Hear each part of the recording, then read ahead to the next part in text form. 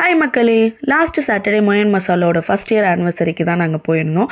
லக்சம்பர்கில் எங்களுக்கு நான்வெஜ்னால் இது தான். ஸோ அப்படி இருக்கும்போது அதோட ஆனிவர்சரிக்கு போகாமல் இருந்தால் எப்படி? ஸோ பஃபே சிஸ்டமில் தான் இங்கே அன்றைக்கி ப்ரிப்பேர் பண்ணியிருந்தாங்க. ஃபஸ்ட்டு மட்டன் நல்லி சூப்லேருந்து ஸ்டார்ட் பண்ணோம். ஸோ இத்தனை நாளாக நான் ஏன் இந்த நல்லி சூப்பை மிஸ் பண்ணிட்டேன் அப்படிங்கிற மட்டும் நான் ஃபீல் பண்ணிகிட்டு இருந்தேன். அவ்வளோ சூப்பராக இருந்துச்சு.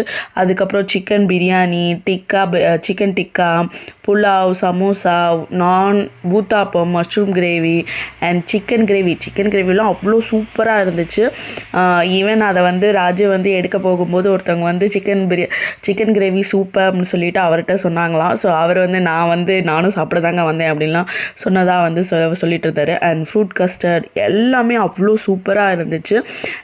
எல்லாத்தையுமே நல்லா சாப்பிட்டு முடிச்சுட்டு அண்டு பில் பே பண்ணும்போது எங்களுக்கு ஒரு ரிட்டன் கிஃப்ட் கொடுத்தாங்க. அண்ட் எந்த ஹோட்டலில் போய் சாப்பிட்டதுக்கும் ஃபஸ்ட்டு ஆனிவர்சரிக்கு இந்த மாதிரி கொடுப்பாங்களான்னு தெரில. எனக்கு அந்த ரிட்டன் கிஃப்ட் ரொம்ப சூப்பராக இருந்துச்சு அப்படின்னு தான் சொல்வேன்.